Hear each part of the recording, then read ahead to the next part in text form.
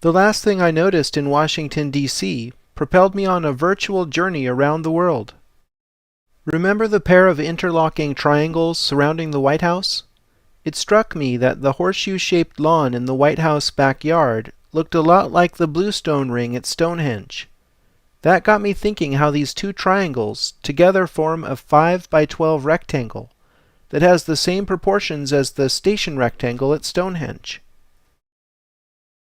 Following this hunch, I drew a line from the tip of the Federal Triangle to the center of Stonehenge.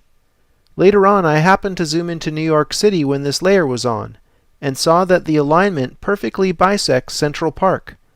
That's probably not an accident, so here we go. The angle that this large-scale alignment takes through Central Park matches the interlocking Pythagorean triangle's hypotenuses. 4 such triangles match Central Park's proportions of 5 to 24 precisely. I then wondered, what is this unusual aqueduct doing just under the surface of Jacqueline Kennedy Onassis Reservoir? It seems to mirror the triangle's hypotenuse angle. That's certainly odd, but in my research I've learned to follow so-called coincidences wherever they lead. The aqueduct leads us to the Metropolitan Museum of Art. Getting closer still, we see this variation of the Templar flag in the atrium of the Robert Lehman collection. Incidentally, Albrecht Dürer's esoteric masterpiece, Melancholia I, is in this collection, and we'll study it in Egypt.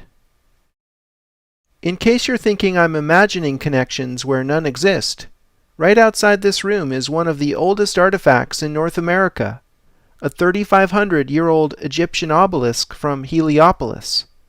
Note the octagon surrounding yet another solar symbol. There are only a handful of ancient Egyptian obelisks left in the world, even counting those still in Egypt. So when I see one, I sit up and take notice.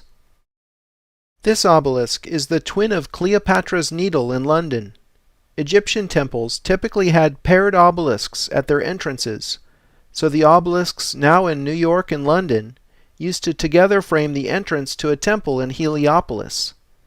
It was quite a difficult and expensive project in the 19th century, and even today, to transport a 224-ton slab of granite halfway across the planet. Connecting nations with ancient Egypt was apparently a very powerful motivator to the Freemasons who bothered moving these obelisks. Overlaying the floor plan, we see what the aqueduct is pointing to. Literally an ancient Egyptian temple within the Sackler wing of the Met. The Temple of Dendur had to be removed from its original site in order to save it from being submerged by the construction of the Aswan High Dam. In 1965, the government of Egypt presented the temple as a gift to the United States, which was ceremonially represented by Jacqueline Kennedy Onassis. That's quite a coincidence, considering the aqueduct in Jackie's reservoir led us to the very temple she received. Was the former First Lady playing the role of Isis?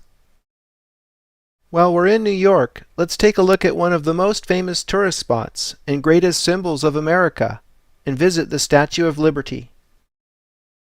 The authors Graham Hancock and Robert Bivall have researched the Statue of Liberty, and you might be surprised what they have found.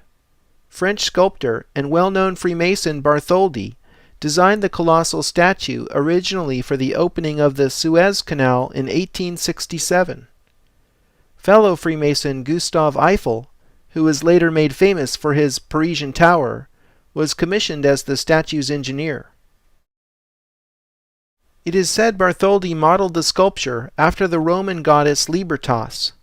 The truth is, Libertas was an echo of the Egyptian goddess Isis. After Bartholdi's Colossus was rejected for the Suez Canal due to financial reasons, he repurposed it as the Statue of Liberty for New York Harbor. It comes as no surprise that the cornerstone for the Statue of Liberty was laid in a Masonic ceremony.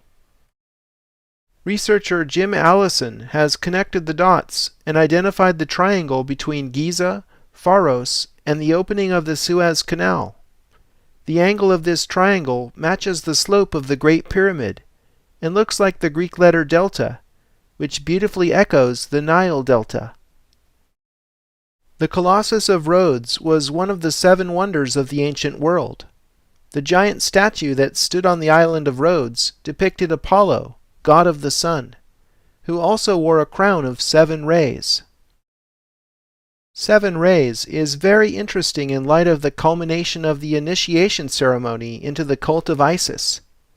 According to 19th century author Edward Schur, after a successful initiate survived all the harrowing tests and triumphed over death by fire, water, and temptation of the senses, he was led into an inner sanctum, where he looked upon a colossal metal statue of Isis, crowned with a diadem of 7 rays. I believe 7 is Isis's secret number. Isis's son Horus was god of the sun, just as Apollo depicted in the Colossus of Rhodes was god of the sun to the Greeks. You'll see that the Statue of Liberty's base star is quite odd, having 11 points. I think this was done to make the number symbolism in the Statue of Liberty fit an important Egyptian structure, the Great Pyramid of Giza, whose height to base proportion is 7:11, like the famous convenience store's name. And if you didn't get 11 from the base star, the height of the statue from heel to top of head is 111 feet, 1 inch. So it all fits now. You see how the Statue of Liberty secretly depicts the Egyptian goddess Isis.